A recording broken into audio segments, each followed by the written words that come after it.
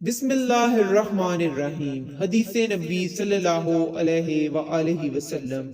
ایک عرابی پریشان حال، بال بکھرے ہوئے رسول اللہ صلی اللہ علیہ وآلہ وسلم کی خدمت میں حاضر ہوا۔ اس نے پوچھا، یا رسول اللہ صلی اللہ علیہ وآلہ وسلم، بتائیے مجھ پر اللہ تعالیٰ نے کتنی نمازیں فرض کی ہیں؟ آپ صلی اللہ علیہ وآلہ وسلم نے فرمایا کہ 5 نمازیں۔ یہ اور بات ہے کہ تم اپنی طرف سے نفل پڑھ لو۔ پھر اس نے کہا، بتائیے اللہ تعالیٰ نے مجھ پر روزے کتنے فرض کیے ہیں؟ آن حضرت صلی اللہ علیہ وآلہ وسلم نے فرمایا کہ رمضان کے مہینے کے۔ یہ اور بات ہے کہ تم خود اپنے طور پر کچھ نفلی روزے اور بھی رکھ لو۔ پھر اس نے پوچھا، اور بتائیے زکوٰۃ کس طرح مجھ پر اللہ تعالیٰ نے فرض کی ہے؟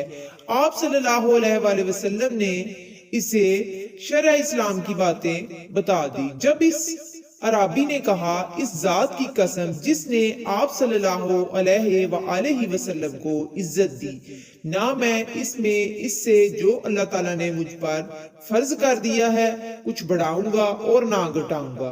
اس پر رسول اللہ صلی اللہ علیہ وآلہ وسلم نے فرمایا، اگر اس نے سچ کہا ہے تو یہ مراد کو پہنچا۔ یا آپ صلی اللہ علیہ وآلہ وسلم نے یہ فرمایا کہ اگر سچ کہا ہے تو جنت میں جائے گا۔ صحیح بخاری حدیث نمبر 1891۔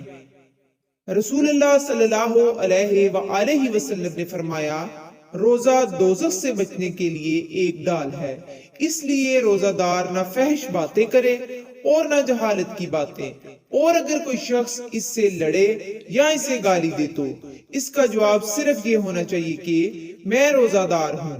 یہ الفاظ 2 مرتبہ کہہ دے، اس ذات کی قسم جس کے ہاتھ میں میری جان ہے۔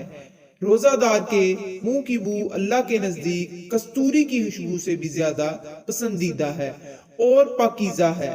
اللہ تعالیٰ فرماتا ہے، بندہ اپنا کھانا پینا اور اپنی شہوات میرے لیے چھوڑتا ہے، روزہ میرے لیے ہے اور میں ہی اس کا بدلہ دوں گا، اور دوسری نیکیوں کا ثواب بھی اصل نیکی کے 10 گنا ہوتا ہے۔ صحیح بخاری حدیث نمبر 1894۔